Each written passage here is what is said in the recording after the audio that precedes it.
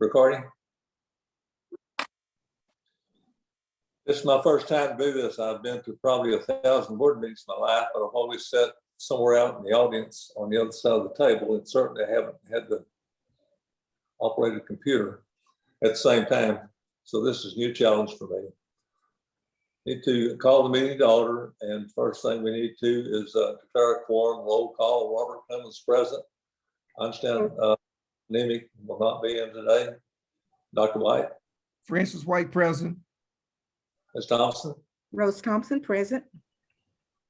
Ms. Pearson. Years of Pearson present. Okay, I think that we have a quorum, 3 of 5. Becky, we have any public comments today? No, sir. Next item on the agenda is review and approve the minutes. Has everyone had an opportunity to look at the minutes from the last meeting and review them? Any comments on them or any corrections?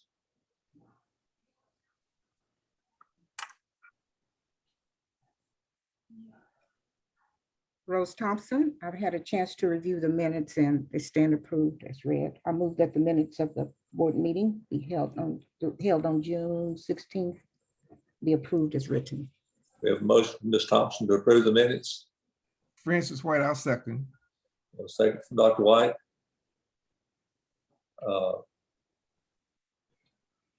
Vote. Can we do this by consensus?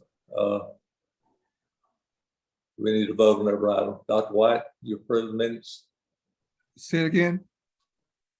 I second. Ms. Pearson? Approve. I think we have all approval. Sorry for my clumsiness in doing this. This is for me multitasking. I'm used to just sitting and watching.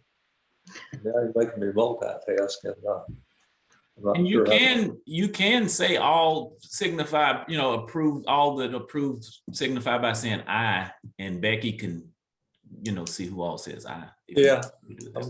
I'm trying to follow. I'm trying to make this so that Becky's happy with it, and she's given me a lot of really good advice, and continues to need to coach me from time to time. Information items on the agenda. Dr. Anderson, I think you're first up.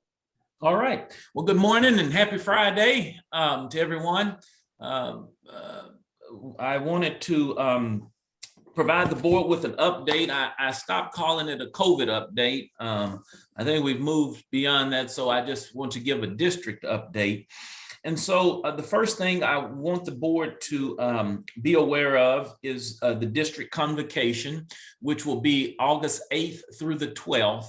And Dr. Givens, you can correct me if I'm wrong, but we're set to start at 9 o'clock. And so we would ask that all of the board be present if you're available on that the 8th. We won't keep you any more than about 30 to 45 minutes. Usually what will happen is I will we ask the board president to address the district and give some words of encouragement, and then we'll open up for any board member present to have words of encouragement for the beginning of a new school year. And then I would provide my state of the district address to all, and we will be virtual, so it will be through Teams. And so we hope that you're able to join us for that from 9 to about 9:45 is usually where we are, but I'd allot an hour of your time that morning. Excuse one of me, the- Mr. Anderson. Yes.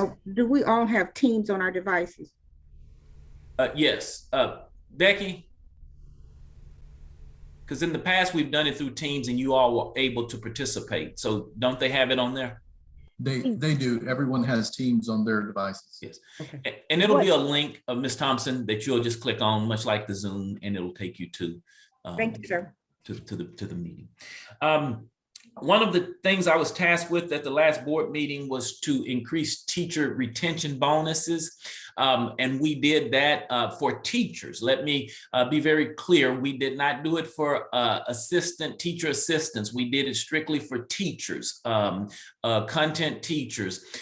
We raised the retention bonus to $6,000 for those teachers that will return to us.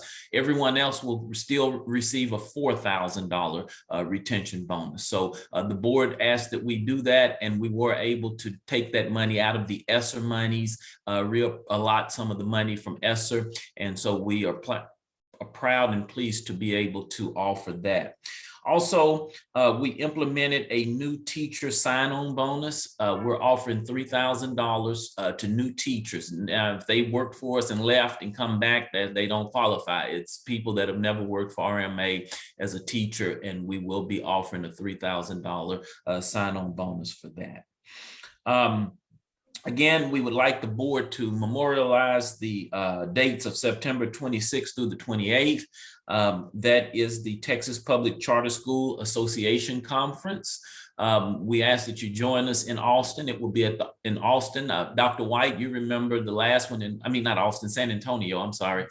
You were with us at the last one at the nice JW Marriott Resort. So it'll be back there again this coming year in September. So the 26th through the 28th, we would invite all board members to participate. It's a great opportunity to get your training hours knocked out of the way as well. So we look forward to you joining us here in San Antonio for that event.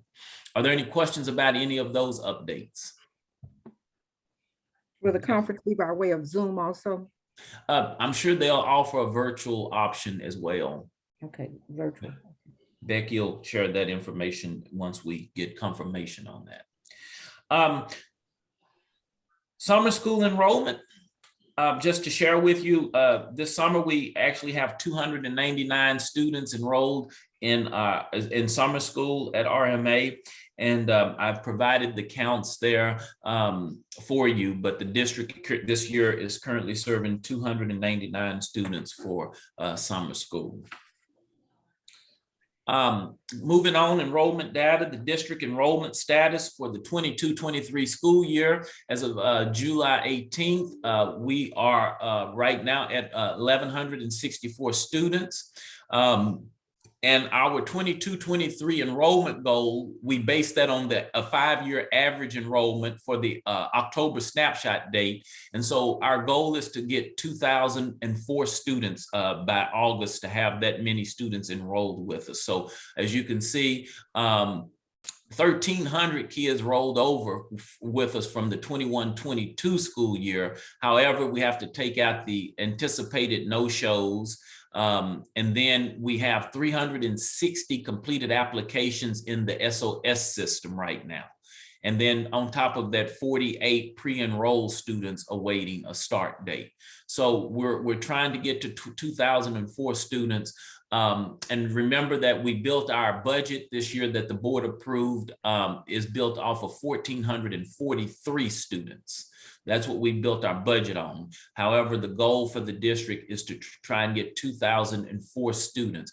And you'll hear later in this, in the meeting, Carrie Ring, our marketing director, will talk about some of the initiatives that we're doing to attract students.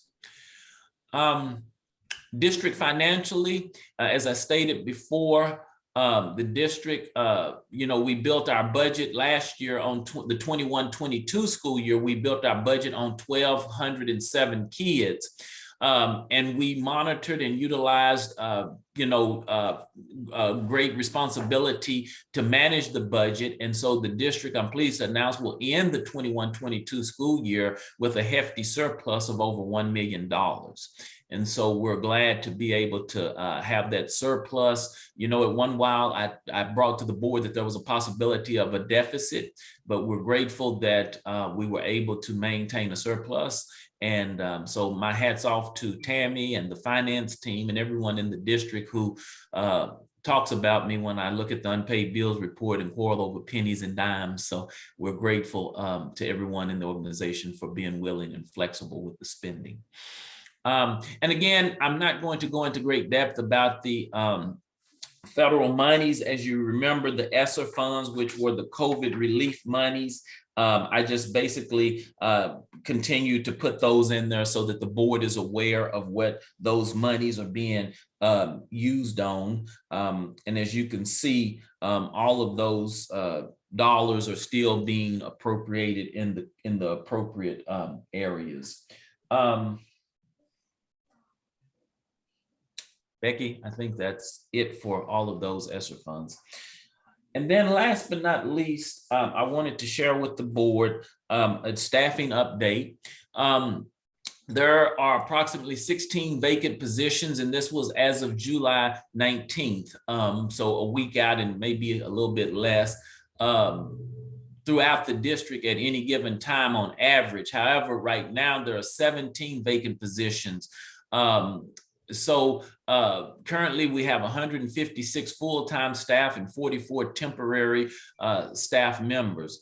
And as you can see there, the vacancies by position, we have as far as at the campus level and as far as the central office level.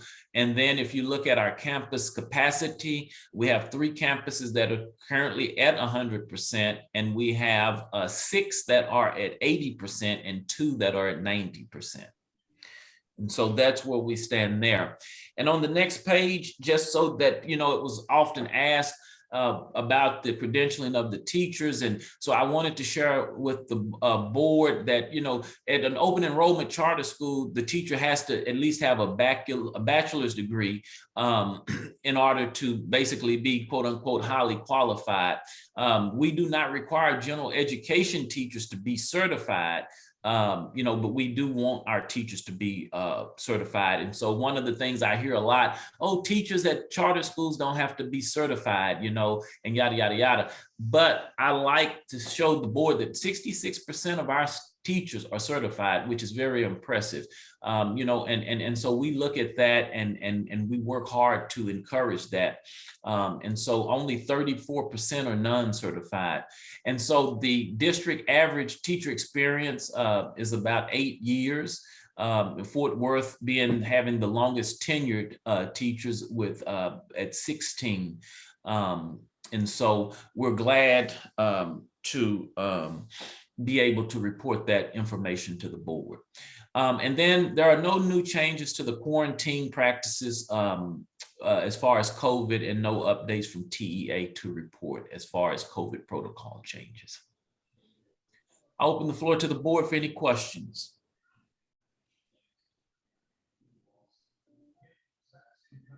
Questions, comments? If not, we'll move on to facilities update. Carl Tanton. All right, thank you. And good morning, board. I'm gonna bring you guys up to date on some of the facilities updates that have transpired since our last board meeting. At our last board meeting, we'll start with the Midland facility. Let's see, Becky, if you could go to the next couple of pages. Right here. So at the last board meeting, we had gone out to bid for the Midland, the new relocation facility. And we had one bidder that came back on this project. And the board decided that it would be best to expand our bidding and also to pass on the one bidder that did show, which is probably a good idea, because in vetting that one bidder, he was unable to pass the bonding process. So we went back out to bid on the 18th. We went this past Monday to collect bids and open up again, or to do a bid opening for the Midland project. Unfortunately, on this occasion, we had no bidders. And so we are in the process of going back out to bid for a third time.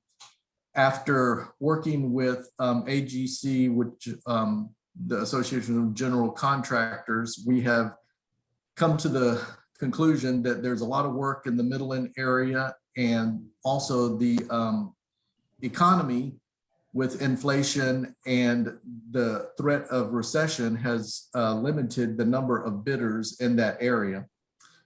However, the Association of General Contractors has found us 7 bidders, which we will be directly working with in this next round to see if we can get someone to come in and bid on that project. So as it stands now, we'll be going back out to bid on Monday and opening bids. We're giving them the contractors a little bit more time. We're giving them 3 weeks instead of 2 weeks. 2 weeks is standard. We're going to give them a little bit more time, which was recommended by the AGC. And we're also going to extend the amount of time that the project would they would have to work on the project it would now complete by spring break, and we would be able to move kids in after spring break. So this is the Midland project. We are currently working to extend our leases at the existing location and working with the church to mitigate our lease obligations there. So Becky, could you go to the next page? Just wanted to give you the kind of the updated schedule. This is where we were. These dates, this was as of last week on the 18th. We're going to be updating this for the new schedule. So I'll have this for the board shortly, and I'll send that out to you next. And just to show you what the project looks like, I included some of the architectural plans. Go ahead, Becky, through. That was the before. This is the after once we get the construction completed. Next page. This is the shared use areas. The red is what we would be sharing with the church. Ms. Thompson had asked about that, and the gray areas are areas that we would have sole access to and the church would not have any access to. Go ahead, Becky. Looking at this was some of the asbestos abatement that we had to take care of. You'll notice that there were ceilings and floors and walls that had to come down in all of those areas. And the abatement, of course, has been completed. And so this is what the space looks like at the moment. And we would be coming back in and completing our construction work once we obtain a contractor to move forward with that. Go ahead, Becky. Some additional photos of those areas. Go ahead. And then the Fort Worth relocation. So Dr. Anderson and I have identified a piece of property in Fort Worth, which is the 7300 South Freeway, which we've been working to obtain an LOI for. And in the process of doing that, we have worked to get a appraisal. So we have an appraisal on the building. However, there was some substantial work that appeared to needed. So we engaged architects and engineers to do an engineering report on the property, which we received yesterday. And so at that point, that's sending us back to the negotiating tables for that building. And we'll be working with the appraiser and the property owner to adjust the price that we're offering on that piece of property based on the engineer's report. And so there will be more information coming on this project in the non too distant future. Go ahead, Becky, and then I always include this just as a reminder of the projects and which buildings are up, or which leased buildings are up in what order. So that is the facilities update for today. If anyone has any questions, I'd be happy to answer those. All on the Midland project, on the pictures you were showing of the work that's been completed, the framing and that sort of thing. And I guess that's on hold now for, we don't really know quite how long. How does that bid? Is that bid out or paid for or open-ended or? So the work that's been done was the asbestos removal. That work would have had to have been done before construction begins anyway. So we went ahead and took care of that. So now the process is just finding a contractor to finish out the space. Okay. And unfortunately for RMA, this all transpired at the time when there's some logistical issues or, getting in equipment. So contractors were a bit skittish about the time frame on that. And also just the availability of product. Those things seem to be lightening up now based on our conversations with the General Contractors Association.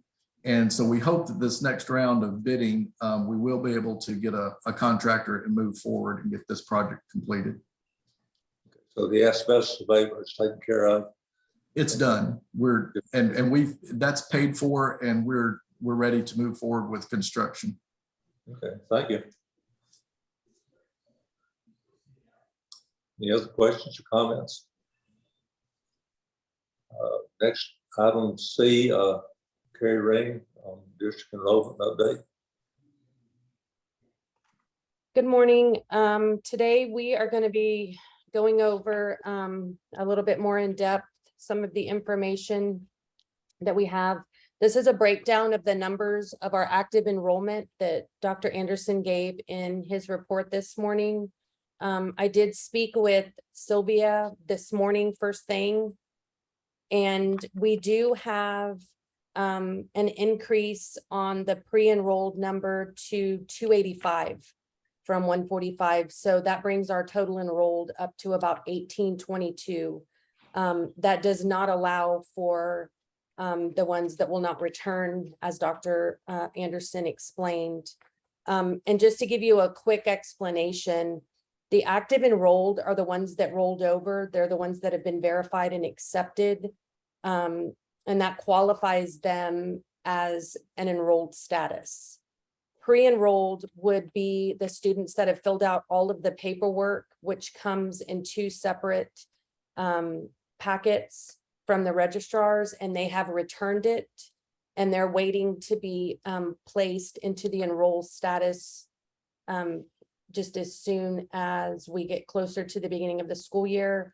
And then if they're in the SOS category, that means that we're waiting for them to return one or both of the packets that have been submitted to them.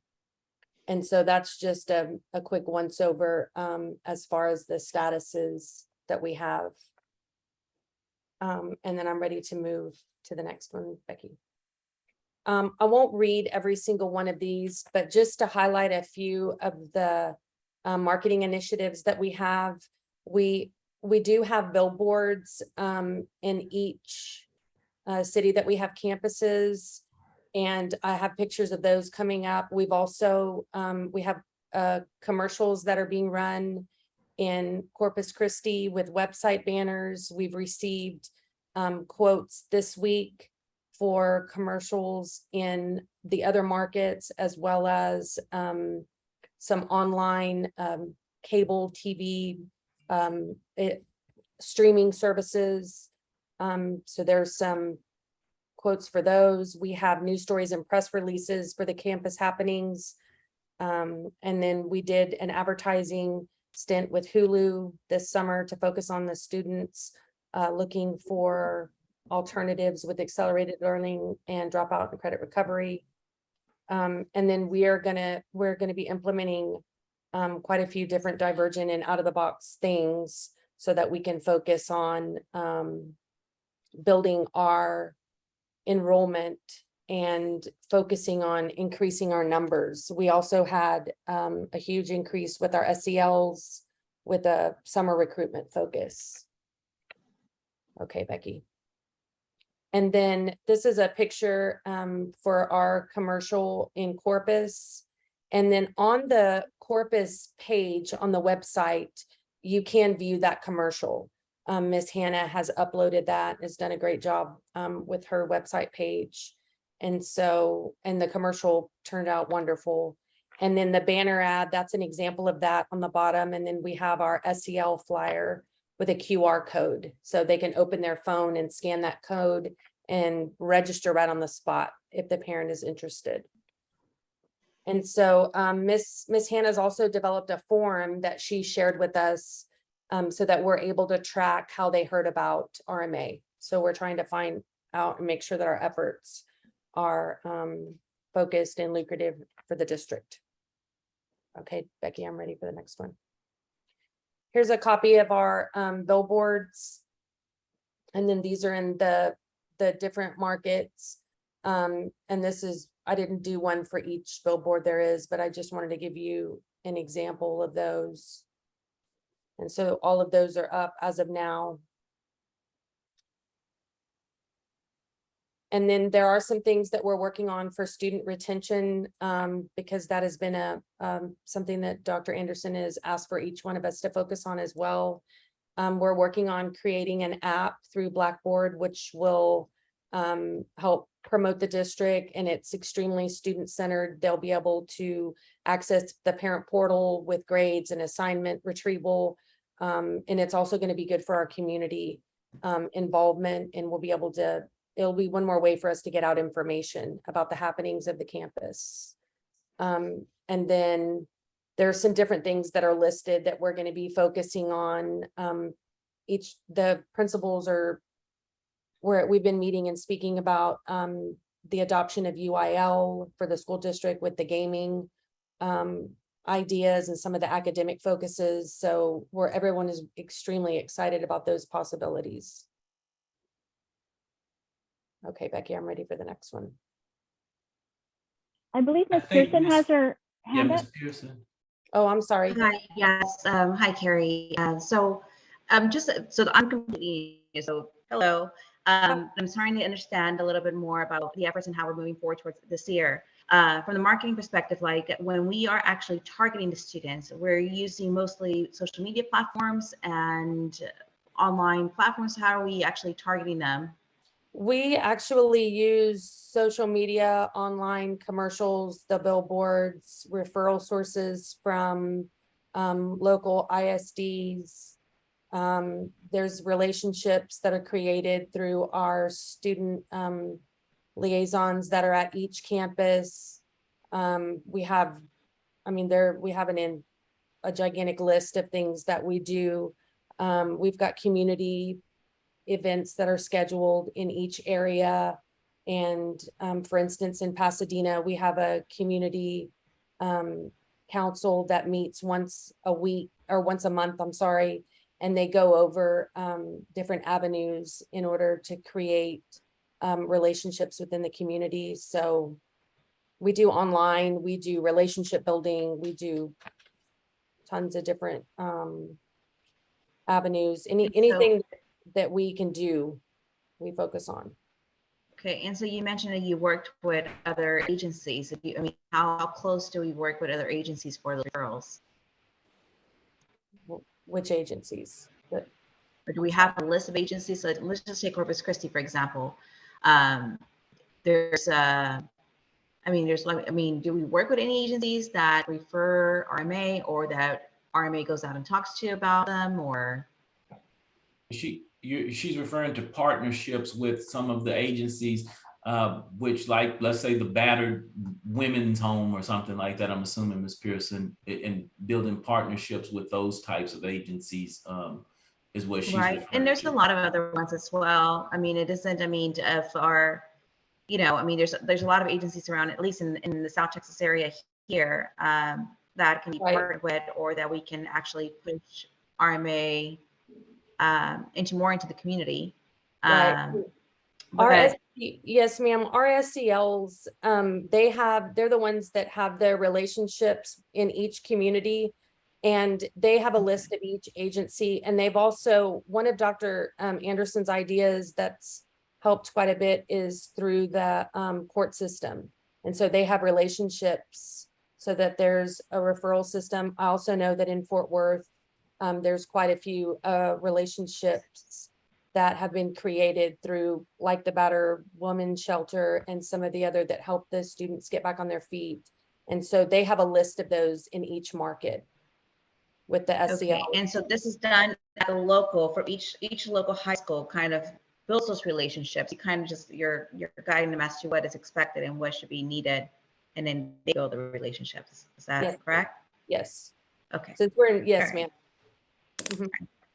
sorry. Thank you very much. Just Sure, curious to no know how problem. it kind of worked. Thank you. Okay, and so these are the SCL summer recruitment events that were scheduled for August. This is what they've come up with for their markets. And so it was just a list of the things that they're doing in some of the areas. And we were actually pretty excited that they were able to find places to make some connections, because last summer there was nothing as far as with COVID, and they weren't able to really, get out in the community to start meeting people. But I know yesterday, Miss Hannah sent in a ton of pictures for their community event, and they had a ton of attendance, and she was very excited. So we've had a lot of positive feedback. So and then they're doing a great job about putting those on Facebook and then linking them back to the website. And so we'll have feedback as soon as a lot of these are scheduled and then take place. And then this is our, just some rough numbers from last year. As of May, our total enrollment for the year was 4119 as of May 24th. We had 1,576 as of that date. And we did have the turnover of about 2,500 students. We do have a mobility rate of about 49%, which most people are not clear on that number, but that is sort of, as Mr. Pollock has explained, that is sort of the nature of the business, as far as them turning over and moving and the lifestyle that they've been placed in. So that's why we're focusing, as Dr. Anderson has brought up and reminds us, we're focusing on retention, we're focusing on building our enrollment for this year, and it's based on these numbers. So if anyone has any questions, I will do my best to answer them for you. Otherwise, I think that's it for me. Any questions? Comments? Mhm.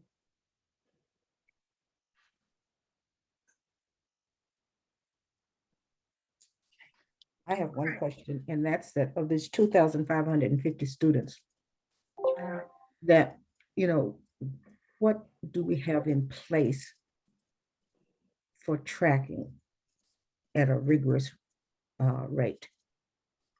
I don't need an answer. I just want to say that is something that we need to focus on, a tracking system for those students, and it needs to be rigorous. Thank you. Ms. Thompson, we do track our leavers. Our registrars do weekly checks. They run them through, Texas, to see if they've gone to other schools. Our SELs do follow up on students. We go to their homes and do home visits. So we are trying to track those students that we lost. Some of them do leave us once they catch up, get their credits recovered, and then they go back to their high schools. So that's part of that number. So we are tracking them, but we're just trying to make sure we're retaining them as well this coming school year. Thank you. Any other questions? Thank you for the report. Next item, overview on the District Safety and Security Committee meeting. Amy Wood. All right, good morning. At the request of the board, I'll be discussing guidelines of the safety and security meeting, as well as our district's meeting on July 14th. Texas Education Code, Section 37.109 requires each school district and charter schools to establish a safety and security committee. To the greatest extent possible, the committee should consist of emergency management personnel from the local cities, the local police department or sheriff's office, one representative from them, the president of the board of trustees, as well as one other board member, the superintendent, invite at least 2 members of the parents or guardians of our students. It also should incorporate instructional staff and the district's own police department if we had one. Of course, this is to the greatest extent possible. We can invite all those different departments from the local police department, sheriff's office, fire departments, but it is up to them to show up. But we do always invite them to these committee meetings. The way RMA has established our committees is that because we are so spread out over Texas, we have different regions, different cities that we're in. RMA will have one district meeting in the summer. This is with the board and all of our executives that are part of the committee, as well as principals and leadership of RMA. We break that down because it is required to have at least one meeting per semester, as well as one during the summer. So that would cover our summer meeting. And then for each of our semester meetings, every campus has their own safety and security committee. Within these committees, we do invite the local sheriff's department, police department. We have parents at those meetings. And then they bring any issues that they see at their campus to central office, and we work on getting those taken care of. They also do walkthroughs of the campus with their committees to ensure that the AEDs, the first aid kits, are all in a well-placed area. They talk about how we could improve safety on campus. They talk about the culture, how to improve that. And so every campus, again, has these meetings twice a year. As well as there is specific training for everybody who are part of these committees. It's a psychological first aid training. I believe most of the people on these committees have already taken it, but we do have some new people, and we'll be sending that information out after our board meeting. Any questions regarding the safety and security committee? I'm not going to read everything. I've put the guidelines and frequently asked questions regarding safety and security. These are established by the Texas State Safety Center. We follow their guidelines and TEA guidelines for safety and security. So the details are in the board packet.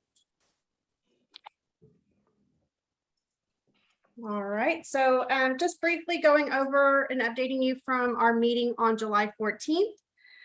We covered. Yes, sir. Amy, I was just going to also remind the board that the EOP was sent out to each board member, correct, with details. So if anyone has specific questions, you feel free to reach out to Amy or Carl, but you do have the actual full-fledged EOP in your emails if you haven't checked those, or if you did not get it, feel free to let me know or Becky know, and we'll make sure you get a copy as a board member.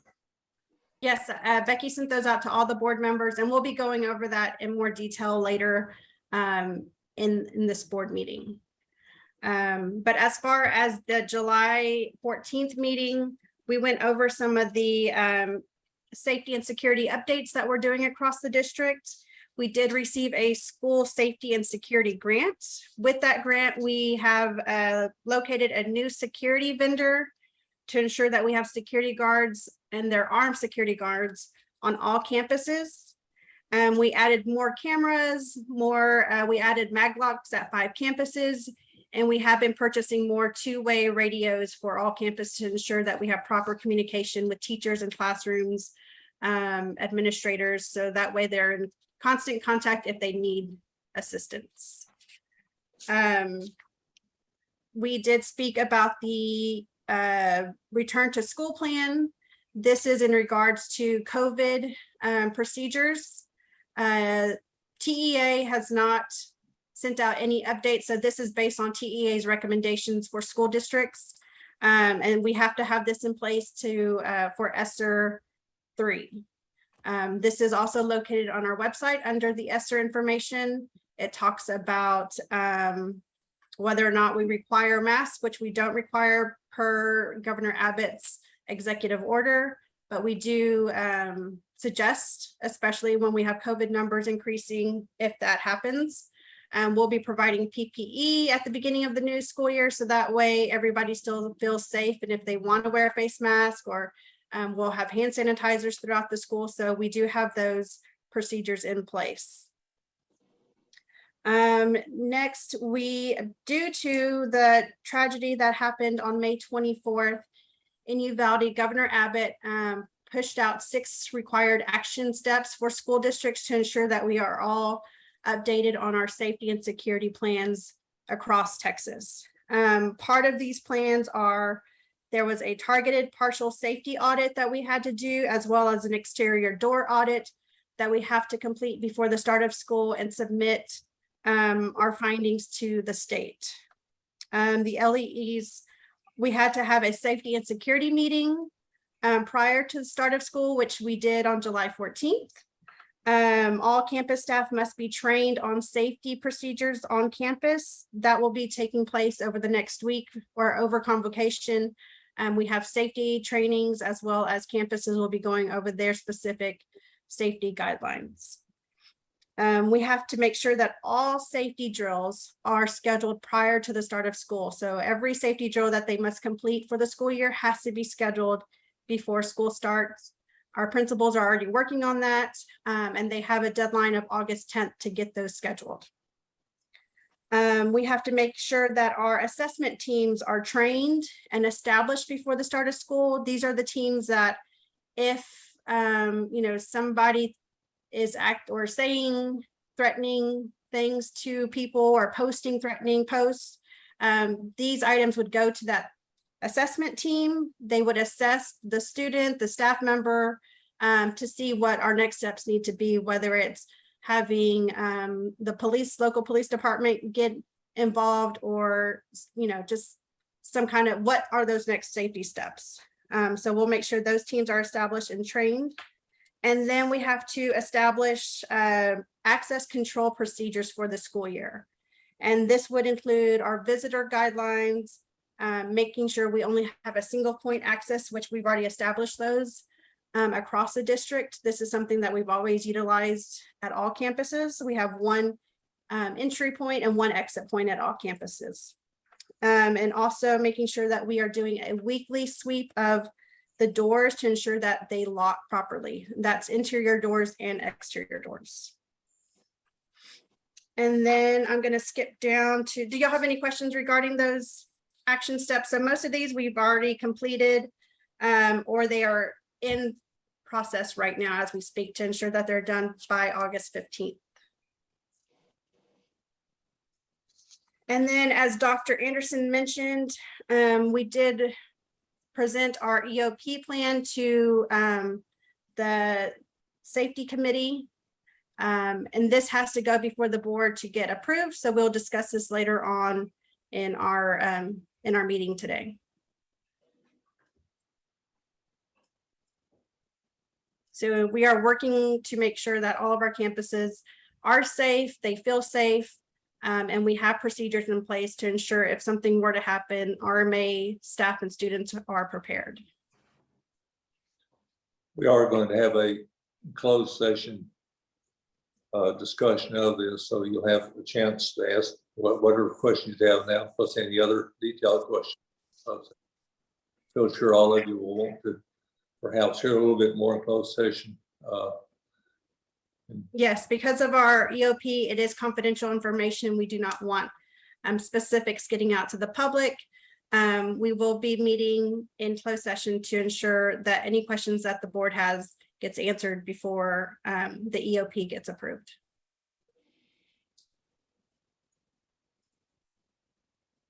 I believe we're ready to move on to Dr. Anderson's session, introduction of you administrators. All right.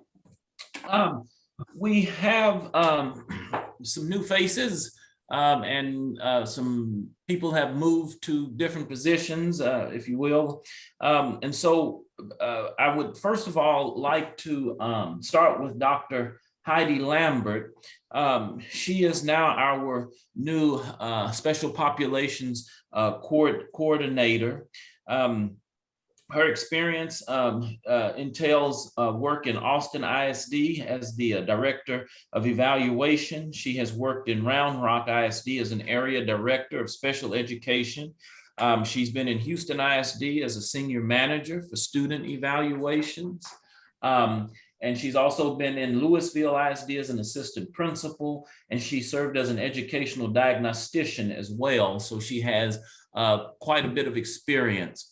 And so as I announced at the last meeting, Mr. Kirksey is leaving the organization. And so we would like to welcome Dr. Heidi Lambert as our new Director of Special Populations. And we're pleased to have her. Dr. Lambert, are you on? Did you want to have any comments? Yes, sir, I am on. I just wanted to say thank you for the warm welcome to the RMA family, and I'm excited about the work. Good deal. And so the next person that I would like to announce he's no stranger to the organization, but Mr. Patrick Campbell has decided that he had the principal itch, and he wanted to step into the principal role to get some experience there. And so he has stepped down as the district instructional coordinator to serve as the principal at the Houston campus. And so we're excited to have Mr. Campbell as the new principal to replace the outgoing principal there. And so we're looking forward to great things from Mr. Campbell. I don't know if he's on or not. Patrick, are you on? Yes, sir, I am. Do you want to have comments? Okay. Yes, I'm just really excited about this new journey. As being a campus administrator and leader, I'm excited about doing great things and also bringing the community to work in with this school to offer as many services as we can to not only make sure that our students are successful academically, but the whole child. So I'm excited about this new year. Thank you, sir. And then last but not least, as many of you all were notified in June, Dr. Nanette Coleman took a central office position in another charter district up in the DFW area. And so we were able and fortunate to find her replacement and in Mr. Derek Smith, who comes from my old stomping ground of Waco ISD. He is currently, or before he came to RMA, he was serving as the assistant principal at University High School. He had also served as the assistant principal of Waco High School. And he was a behavior specialist at Carver Middle School and the dean of students at a charter school at Rappaport North Elementary. And so we're excited to have Mr. Derek Smith as the new principal of the Killeen campus. Mr. Smith, are you on? Yes, sir. Would you like to have words? Yes, sir. I appreciate you guys for providing me the opportunity, and I look forward to getting acclimated to the campus and the kids and improving the progress of the student performance here on campus. Right. Now, I want to let you know, Mr. Smith, you have one of the toughest board members in your city, Ms. Thompson there. You know, she lives in Killeen, so she'll be watching you with a close eye. Yes, sir. I see you have time. Was that Rappaport? Did I see Yes. that on your resume? Yes. Yes, ma'am. That's an A+ campus, so I'm looking forward to great things from you. Yes, ma'am. All right. Then those are all the changes that we have. Unless the board has any questions for me or comments or concerns, I'd be happy to entertain those at this time. I'll just add to the comments about Mr. Smith. He comes from Waco. I'm a Waco High graduate. Over the last 40 years, worked at the Waco schools with the Rappaport Academy. Had a lot of friends at old Waco Tech, which is now University. I know you've got a lot of good background, a lot of good people you've worked with. So welcome. Appreciate you. All right, then that's it. Dr. Heidi Lambert, Mr. Patrick Campbell, and Mr. Derek Smith. Welcome aboard. Welcome aboard to all of you. We're ready to move. I'm sorry. Say it again, Mr. Clemens. We're ready to move to action items, the financial. Tammy? Good morning, everyone. Looking at page 67 in your board book, I have a spreadsheet by fund. So we're starting with Fund 420, which is our general fund. The first column on this spreadsheet is the board approved budget for the fiscal year 21-22. The second column is the actual amount that we are recording through June year to date. The third column is the amendment that I am proposing. And then the final column is would be the final proposed budget after the amendment. So if we look at our actual June year-to-date income statement, it shows that we do have a surplus right now of $3.5 million. We closed June with 168 days of cash on hand. And I'm also proud to say that our administrative cost ratio is at 14%. If we were not doing a functional amendment today, our charter first score would likely yield us a 90. However, since we are asking the board to amend the budget, we expect to pick up those extra points for our charter first. Based on our current financial information, we are also in full compliance for all of our program intent spending. This means that we have spent the expected amount that TEA has required of us for the areas of career and technology, special education, state compensatory, bilingual, and also our dyslexia students. So moving on to the functional amendment, we know that the charter first indicators as well as the audit budgetary comparison schedule looks at budgeted dollars compared to actual dollars, and they use a 10% threshold as a standard of measure.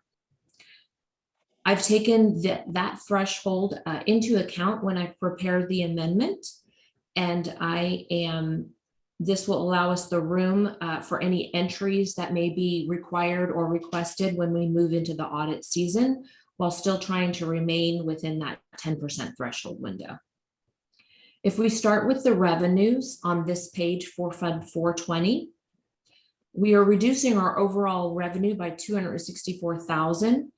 This includes nearly all of the earnings categories. For the FSP revenue, TEA will be making adjustments up through January or February of 2023. They call this the final summary of finance, and that's when they'll likely to distribute those numbers. Based on the information that TEA is providing us today, that could possibly result in another $580,000 of additional revenue for FSP, totaling approximately $15,475,000. Again, this is just an estimate. TEA is analyzing all of the information and all of the reports from this year, and that summary of finance, the final summary of finance is quite a few months off before we receive that information. So this is just based on the information that we have as of today. Looking at the expenses, we are not asking for any additional dollars to be put into the budget. We are just asking that we can move some of the dollars around into the different buckets or functional codes that we have already established. We expect to end the audit with at least surplus at least $1.5 million, And we'll be under budget by at least $1.5 million. However, since we're not penalized by TEA for coming in under budget, we're only penalized for coming in over budget. We're looking at those 10% variances today and making minimal adjustments to stay within those guidelines. So we've come in way under for function 11. This is because we had lower enrollment in ADA this year, and therefore some of our teacher and AT positions that we budgeted for we never had to move towards those positions with the lower numbers that we experienced. The only two functional areas that we are currently overspending on is data processing, function 53, and community services, which is function 61. So I'm requesting to increase both of those areas because that will give us that 10% threshold that we need in case the audit reveals entries that need to be booked. For function 53, we did have a staff member coded to this function that was not on going into the year last year. They were not on a pay scale. We rectified that issue, put them on a pay scale, which resulted in an increase in some payroll dollars for this function code. So that accounts for part of that variance that we see in that function code. And I'm also working with Charter School Success to reclass some items that were expense to function 53 that we're actually budgeted for in 11. So we are moving, still doing some preliminary audit work. Even this week, there are still invoices that are being paid for dates of service prior to June. So it's very difficult to actually determine where we're going to end the year. Expenses always continue to come in after the fact. And so we're just making our best estimates at this point and trying to plan as best we can for the audit season so that we stay within that 10% threshold for the audit. And then function 61, the reason for being a little bit over budget in that area is because we did have that PPP retention bonus, which did come out of the PPP money, but the payroll taxes and expenses related to that came in slightly higher than we were planning for. And then also the campuses did come in a little bit higher on the community events that they planned. So that's why we came in a little bit higher in that area. All of the other functional spending is actually under what we budgeted for the year. So there's not too much moving around of the money that we're requesting at this time. If we look at the next page, this is the same report, but it is for Fund 240, which is our child nutrition program. I'm happy to report that we increased revenues by $48,000 more than we expected, more than we budgeted for. Ms. Wood has talked about this throughout the year. We received funding based on the Seamless Summer Option Program, which was a little bit higher for us. And then we also received a supply chain assistance grant that Ms. Wood talked about at our last meeting. And so that resulted in an additional $48,000 worth of revenue, which in turn reduces the amount of deficit that Fund 420 has to cover for the child nutrition program. Looking at the expenses, currently we are under budget for our expenses for Fund 240, but I am requesting that we go ahead and add just $12,000 more of additional expenses for this fund so that we do have that 10% wiggle room for the audit to make sure that we can capture all of the points necessary on our Charter First and also our audit to make sure that we stay at least 10% under our budget when we go into that audit. Does anybody have any questions on the functional amendment or the process of how this works?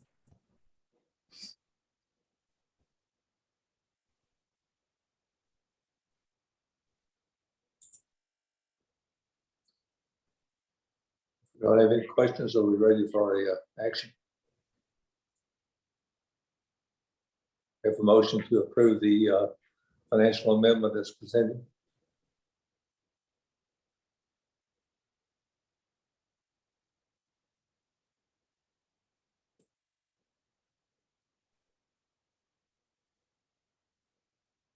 Dr. White, I think you're muted. I'm going to send you a quick message. So, okay, I can go ahead and make a motion. I move that we approve the financial amendment for 2021, 21, 22 financial expenditures as presented. I have a second. Francis White, I'll second. All in favor, let me reverse that, I'm sorry. Robert Clemens, I vote for. Rose Thompson, yes. Francis White, yes. Motion is, I'm sorry, Ms. Pearson. Ms. Thompson, we can't see you. We need you to be visible. There you go. Okay. Now you're gone again. There you are. Are we on target with the motion, Dr. Anderson? Pearson. Yes, Mr. Clemens, would you take the vote again? Because Ms. Thompson's face wasn't showing, so we would need to. Okay, let's vote again. Robert Clemens, I vote in favor of the amendment. Dr. White? Francis White, yes. Ms. Thompson? Rose Thompson, yes. Ms. Pearson, I'm sorry. Mr. Pearson, yes. Everybody's seeing whoever they need to see. I'm seeing a totally different cast, so I can't really comment on that. I'm assuming that Dr. Anderson, you or Rebecca are monitoring who's being seen on the screen, so you have the right pictures. Yes. Yes, sir. Yes. So it's enough. Everybody was visible. The motion should have passed. Yes, it should pass. Motion carried. While we're in this area of financial, a couple of comments I'd like to make. It's not a good time, any good time to do it, so this is the time that fits in. I'd like to ask for some different or new finance reports for this coming year. And I do this because our meetings, we're meeting 6 times a year, scattered over 12 months. And the meetings are not necessarily even 1 every 2 months. They're sort of scattered based on a lot of reasons, whenever reports are due, whenever budget has to be presented, whenever amendments have to be done. So I'd like to see reports come out on a monthly basis. And at the end of the close of the month, as soon as necessary, as possible, next month, the 10th of the month, and whenever the bank statements are reconciled, I'd like to see financial reports distributed to the board members. And if we have questions, we can ask them at the next meeting, whether it be a month or 2 months to the next meeting, or if it's 3 months, we can come back and ask a question on those financial reports.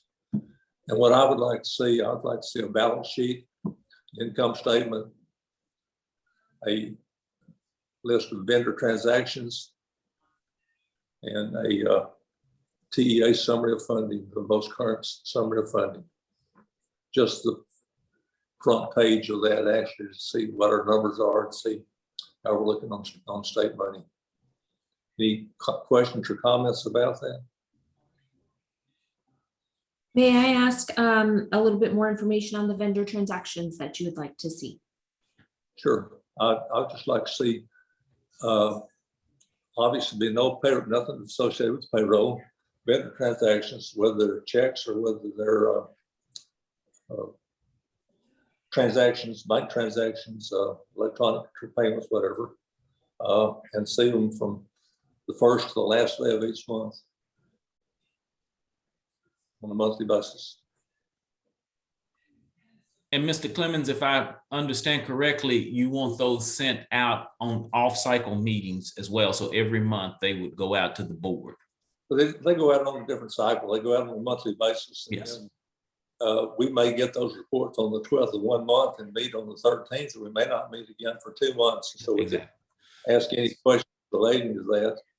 And in addition to that, if Tammy has anything that she wants to note or present in her opportunities when we do meet, then she can add that, or she can comment on what's been presented. So Tammy, we'll send this out to the board each month. Right. So We not do just on receive that board. packet every month, and so we can certainly Just email it. right, email the information monthly. Absolutely.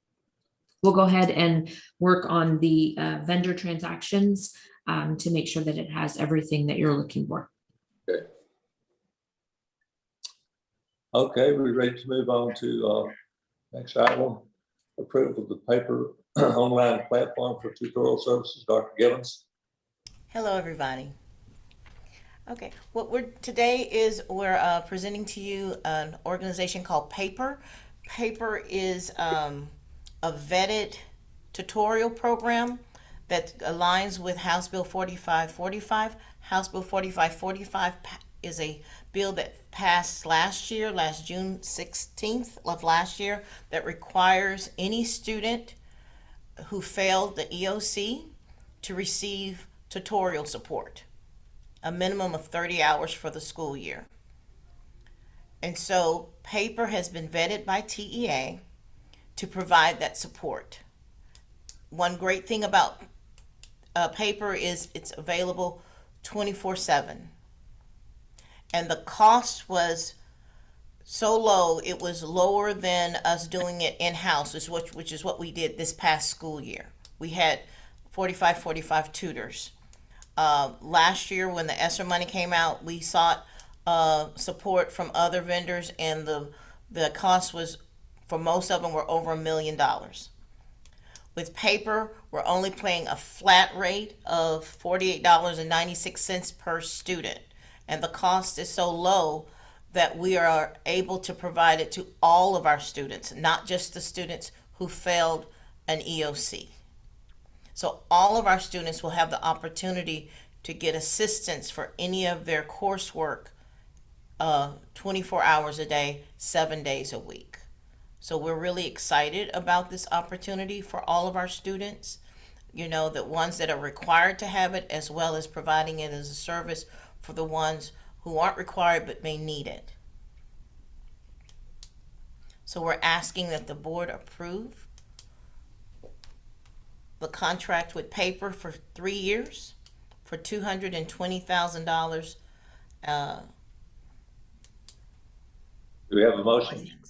And I will add that Paper was a vendor that we discovered when I was at a superintendent summit. That superintendents at that particular summit spoke very highly of. And so I asked Dr. Givens to reach out to them and vet it. And so I think that it's a very good option versus us having to hire tutors. And we've done that. And some of them we didn't get laptops back from, that we provided laptops to the tutors. And so this is a much simpler process that I think will be just as effective. Yes. Heard a call for the motion. Rose Thompson.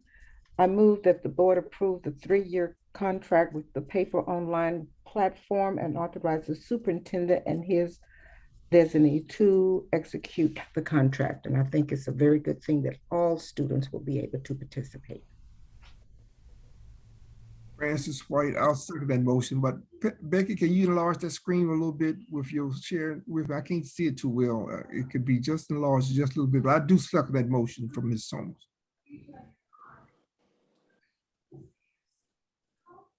We have a vote. Robert Clemens for. Dr. White. Francis White, yes. Ms. Thompson. Yes. Ms. Pearson. Here's a Pearson, yes. Motion carries. Thank you so much. C, adoption of proposed student handbook for 22-23 school year. Dr. Givens. Okay. What we're asking is that you all accept the handbook of the last year's handbook for this year, because we just got the TBCSA on July the 15th, and we haven't had an opportunity to go through our process of doing the updates like we typically do for the handbook. So we're asking that you accept last year's handbook with the addition of the grading policy that you all accepted and approved back in January. And the approved grading policy that you all accepted back in January was in green. And Dr. Gibbons, Dr. Givens, Mm-hmm. will we have a update probably within 90 days or something like that? yes, that's what I was gonna say. We'll be bringing it back at the September board meeting. Okay. The new one with the TPCSA changes and revisions. Yes.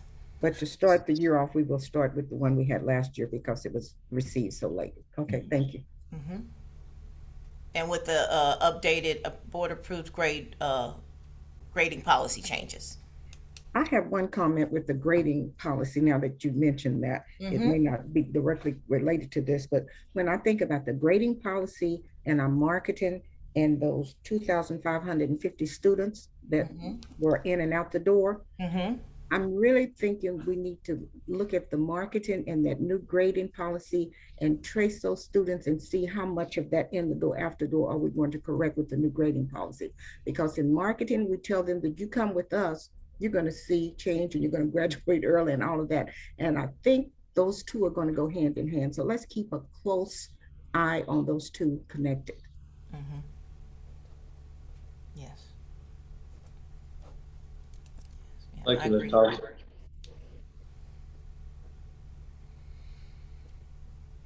Ready for a motion?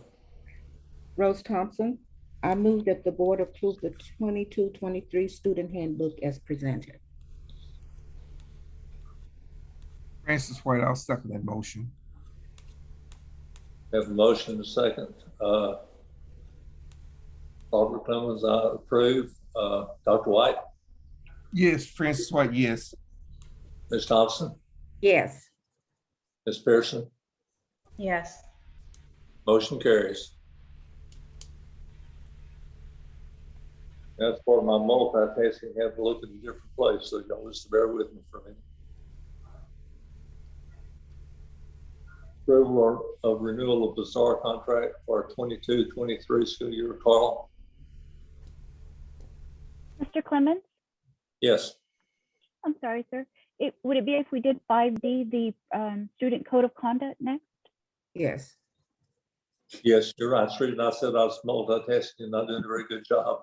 Adoption of the proposed student code of conduct for 22-23. Dr. Gibbons. Yes, just as with the student handbook, because of the late release by TPCSA, we are again asking the board to adopt last year's student code of conduct, and we'll be representing this to you all within 90 days. So this is last year's code of conduct for the same reason as the student handbook. And there are no changes because unlike the student code of conduct, student handbook, we had to put in the grading policy.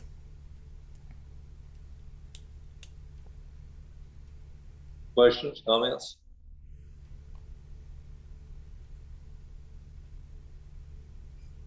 We ready for a motion?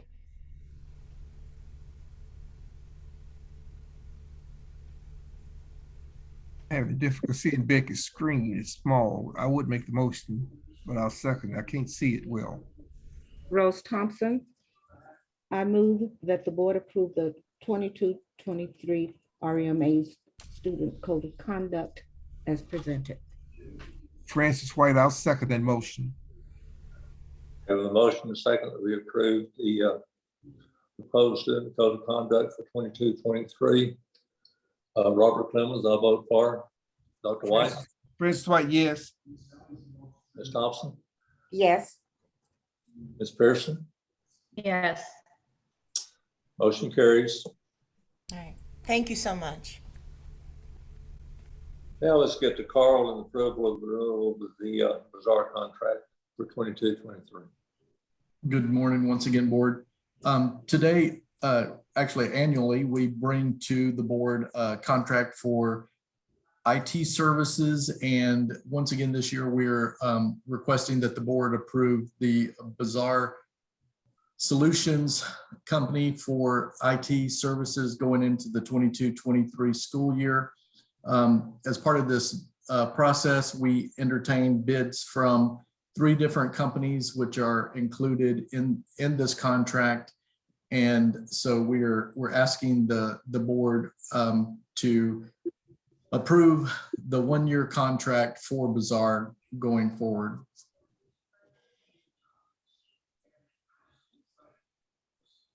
Questions, comments?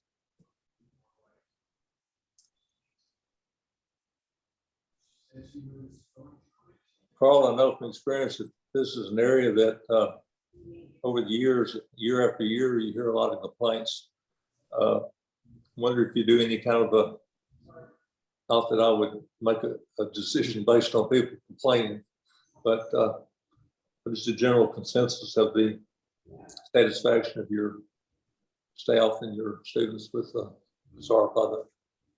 So we actually do a survey, and our survey for this year has come back pretty high, actually. We made some changes or improvements to the process by which we monitor Bazaar with going into this past school year.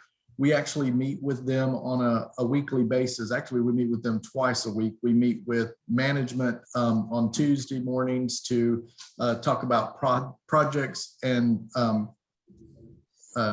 issues that we might have. And then on Thursdays, we have a technicians meeting where we go over things that actually happen at the schools. So I think we've seen a marked improvement with Bazaar's performance over the past year, and we are continuing to do things going forward to help improve that. One of the things is the quality improvement survey that we are sending out to everyone. And you might take a look on, let me see if I can find it real quick, Becky. On page 208, I think it is. You can see at the bottom of the screen, one of the things that it's just kind of an example of the survey results that we're getting back from Bazaar. So to answer your question, I think we're making improvements in this regard, and we continue to look at other vendors. And if we find another vendor that can provide us the same services and better quality, then we will definitely be moving on. Thank you. Appreciate it. I have a question. I'm sorry. Bazaar's located, this is an IT company that's doing all the networking for your schools. I take it from what I see. And I'm not familiar with them, so I just have to ask questions, but where are they located?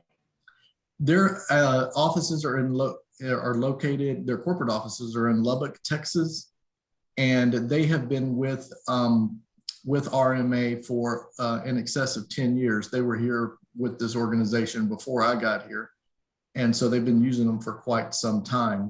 They do have technicians that are located throughout the state. They have technicians in Houston, the Killeen area, and as I understand it, moving into this next year, we're going to be adding they're going to be adding technicians in the Fort Worth area. Okay, with that being said, how quickly, I mean, the work a match is done remotely, but how quickly do they dispatch when service is actually needed? So they have a 1-800 number, so we can get to them like immediately. They have the ability to remote into someone's computer and work with them to resolve issues.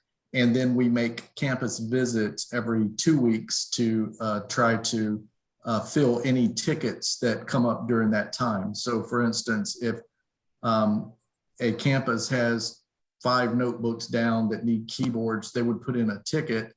Those keyboards and materials necessary would be ordered and received. And then during the next 2 week visit, we would repair or replace any machines that need to be repaired or replaced on campus. We also keep spares that we can mail out immediately so that they would be able to replace something more quickly if necessary. Okay. I have to say that a 2 week turnaround is a very long turnaround for technology when things are done remotely and can be dispatched overnight. And so concerns are like, so what else are they doing? Is it just student technology and within the schools? Are they actually doing the security aspects and components to it as well? How do they integrate into each school? Bazaar. How is your technology integrated, basically? So Bazaar is a full service IT solution. They actually manage the internet security, the network security,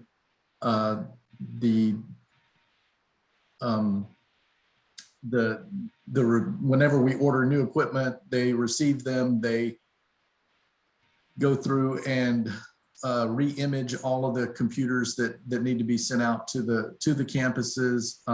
They manage the whiteboards, anything with a plug. They basically manage for the same cost. One of the other benefits that we have with them is when we purchase new equipment, they'll do the install and setup as part of our service. So we don't, like if we buy a new smart board, we don't have to pay the added cost of installation when we purchase equipment, even if it's not from Bazaar. Okay. Did that answer? It did. So my concern is from a security perspective. If the 2-week turnaround is, security can be done remotely, obviously, and this is probably what they're doing. Yes. But even a 2-week turnaround is a very long time in technology terms. And particularly if we're having to dispatch something were to happen, for example, from a security aspect, a hacker or a student taking over the program to that extent, how that can be done remotely.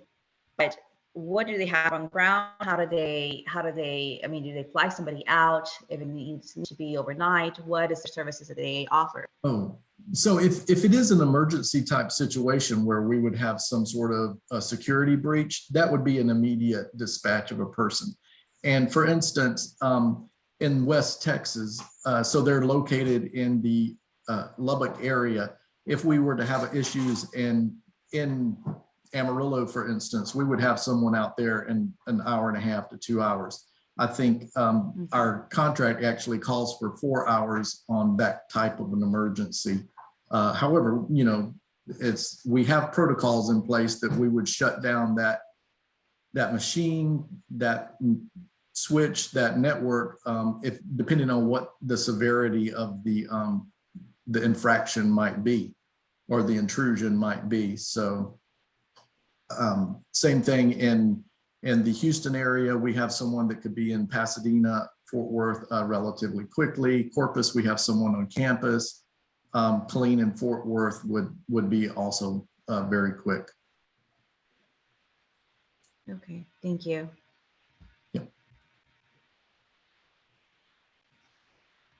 Any other comments, questions?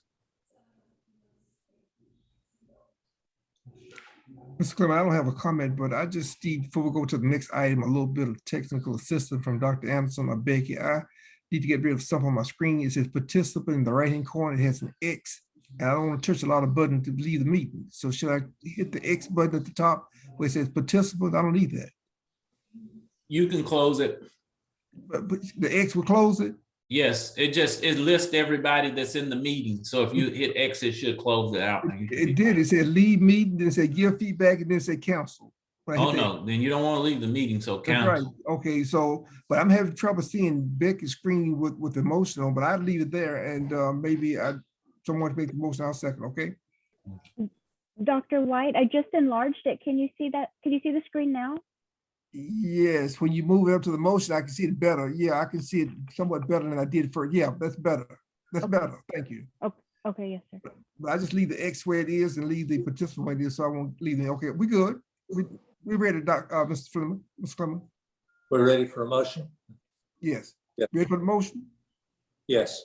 I move that the one-year contract renewal with Bazaar dated for the 22-23 school year be approved. Second.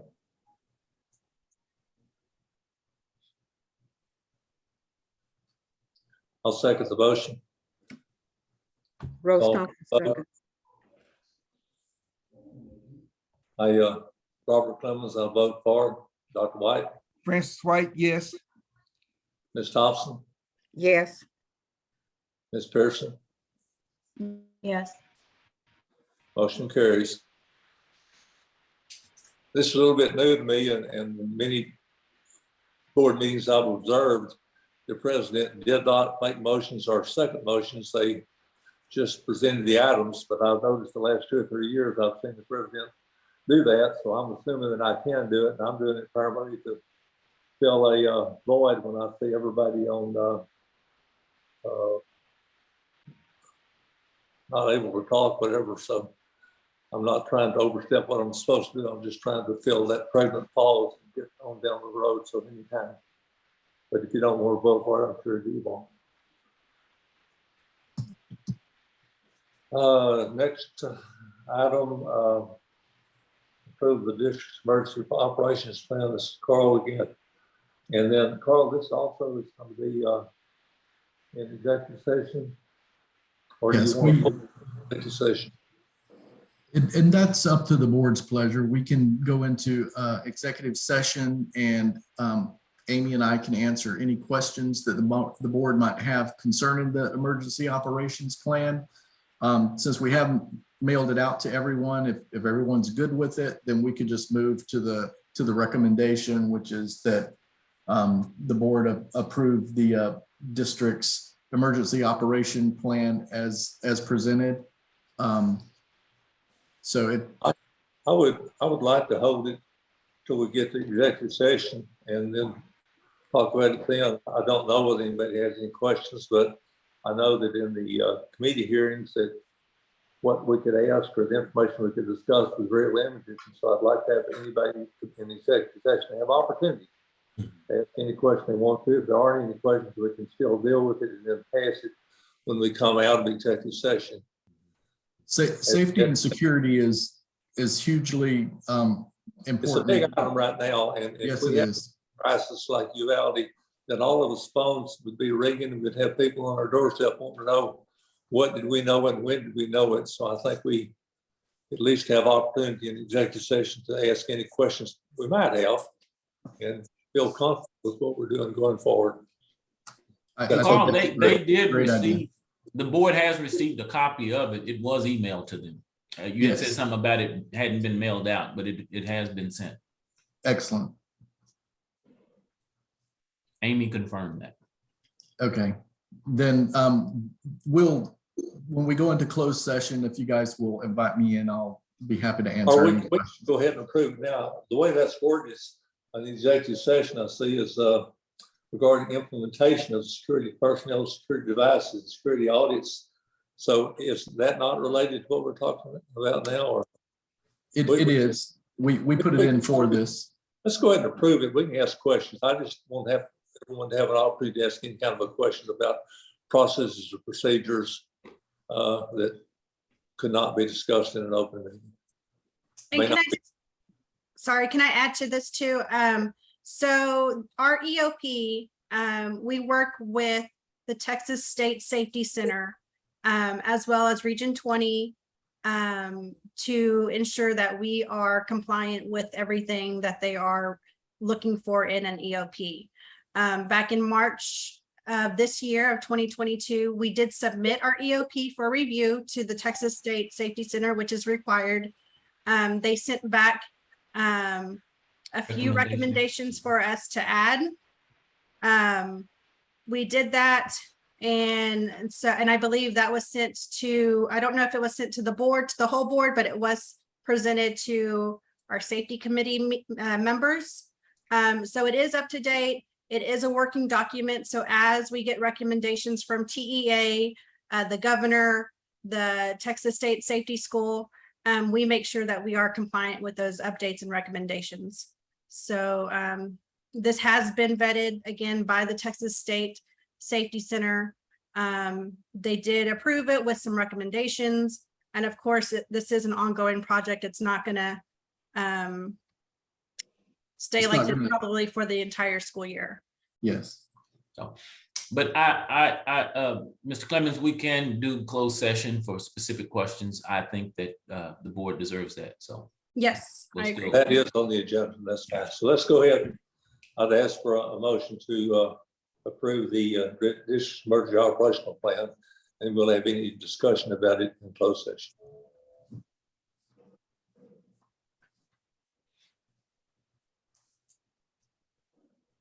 Rose Thompson. I move to approve the proposed multi-hazardous emergency operation plan and delegate authorities to the superintendent or his designee to modify this document as needed to maintain safe and effective schools. Francis White, I'll second that motion. We have a motion, a second, that we approve the district emergency operations plan. Robert Clemens, I vote for. Dr. White, Francis White, yes. Ms. Thompson, Yes. Ms. Pearson, Yes. motion carries. Next item is consider and possible action to approve the ranking of contractors, construction services on Midland Phase 1 project, including possible delegation authority to the administration to negotiate and execute an agreement. Carl Tanner. I thought that was coming off the agenda. It had already been sent out, Dr. Anderson. So we're going to pass on this, since we did not select a contractor. We didn't get any bids, so. So item H will be the same.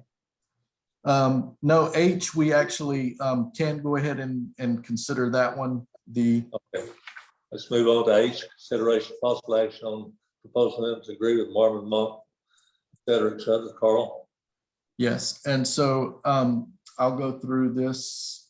So Marmon Mock, our architects and engineers have requested some additional services for this project because of some things that have come down from the city that have required additional work, and also the amount of work that has been increased because of the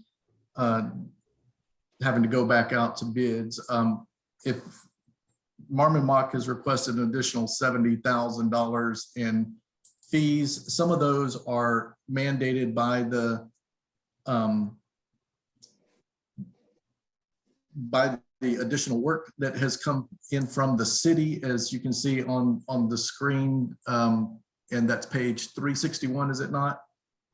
The original scope is in the top half of the screen, and then the additional services that have come through are in the second half of the screen. If we can go down to the next page. So these are the fees that they've requested for a total of $73,000. It's my recommendation that the board approve a reduced amount of this. The additional services for $22,500, I think are legitimate, because those are additional fees that were incurred by the engineers and architects based on the city's request for additional work. So I think those are legitimate, and the amount of $50,300 or $734, I think that might be a little excessive.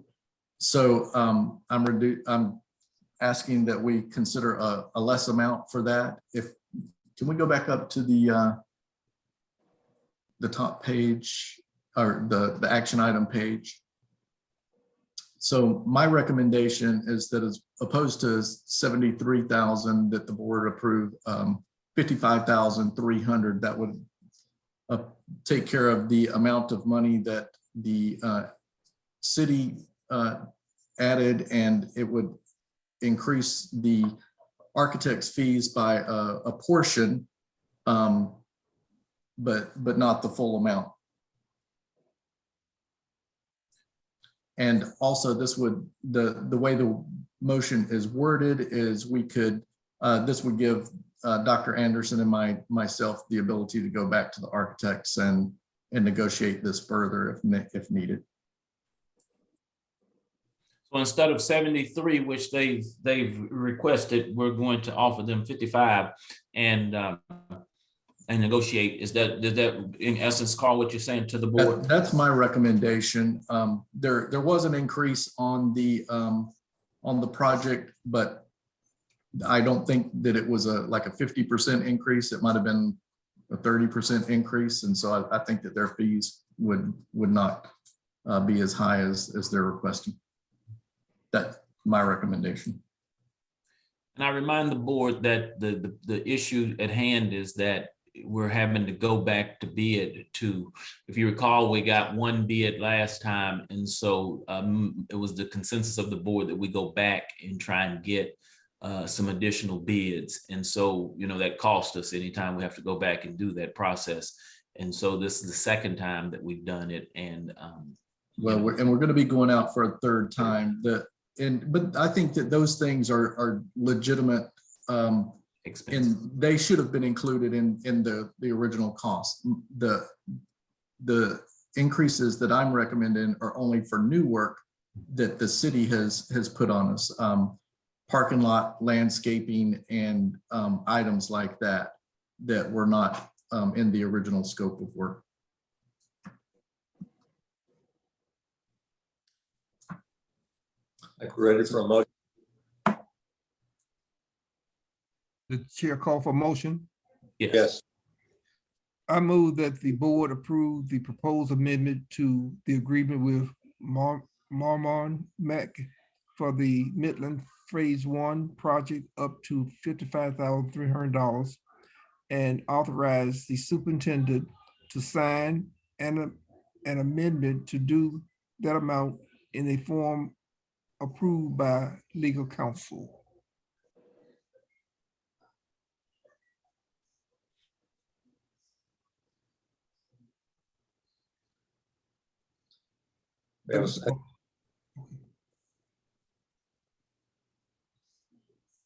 You're muted, Ms. Thompson.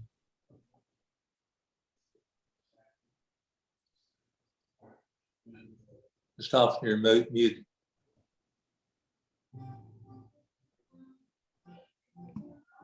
Rose Thompson, second. We have a motion second to approve the amended contract with Marvin Monk. Barbara Clemens, I vote in favor of. Dr. White? Francis White, yes. Ms. Thompson? Yes. Ms. Pearson? Yes. Motion passed. I believe with my multitasking now that we're down to executive session. Is that closed session? Yes. I'd like to maybe a 10-minute break. That's fine. There's a protocol on this. We take the break, come back into session, and then go into executive session, closed session. Whatever the pleasure of the board is. We leave the meeting or just leave everything like it is? What's the procedure? Becky, can you hear me? Yes, just mute, and you can mute and turn your camera off, Dr. White, until the meeting resumes. Okay. So, Mr. Clemens, it's 11:38. So you're saying 11. Come back at 11:48, 10 minutes, and then we'll go into executive session from that point. Okay. Otherwise, I don't know how. If Becky tell me it'll be fine. How everyone knows when to come back. I know we'll get a note on the screen telling us something about moving to executive session. Yeah, she'll send us an invite to go into executive session. Once we're all finished, we can just hit leave the room and it'll kick us back into the main room. Once we're through with the executive session. Let's come back at 11. Let's come back at 11:40. Okay. And we'll do what we need to do and move to executive session, if that's okay. Yes, sir. Thank you. Back at 11:48. Yes, ma'am.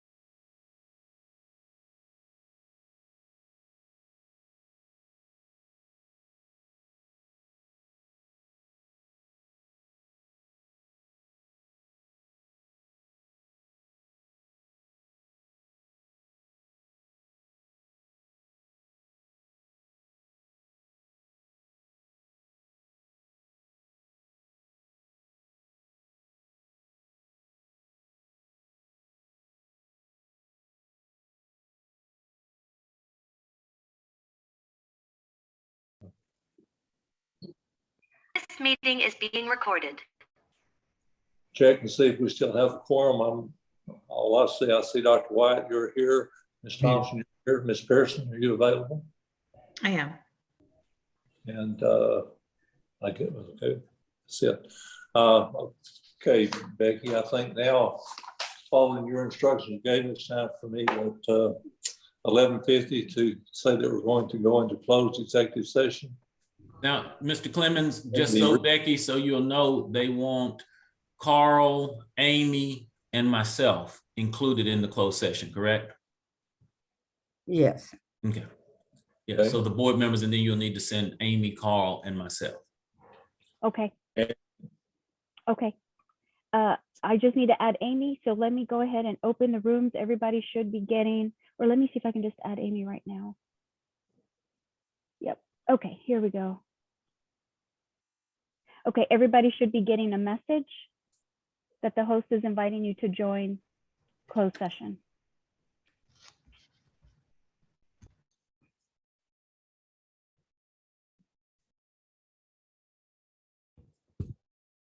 Ms. Thompson, do you see your message from the host?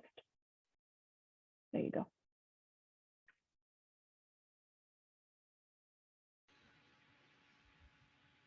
This meeting is being recorded.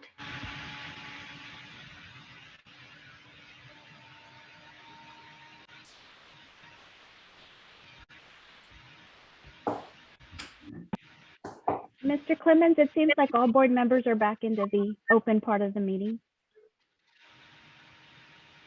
You're muted, Mr. Clemens. You're muted. Yes. Okay. Thank you. We're back in closed session, open session. We have no action to take. Any other questions, discussion before we close the meeting?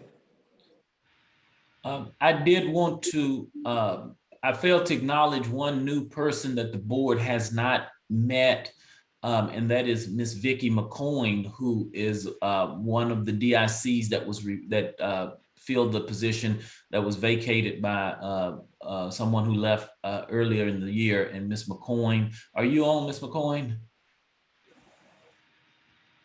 Yes, sir. Okay, did you want to have words or say hello? Hello, everyone. It is indeed my pleasure and honor to be joining the RMA family. Thank you so much. Now, see, doctor, did you change titles on us since you last got here? Yes, sir. She was Miss McCoyne a few months ago, and now she's Dr. McCoyne. My apologies. Yes, we want to acknowledge you appropriately. Congratulations. Thank you.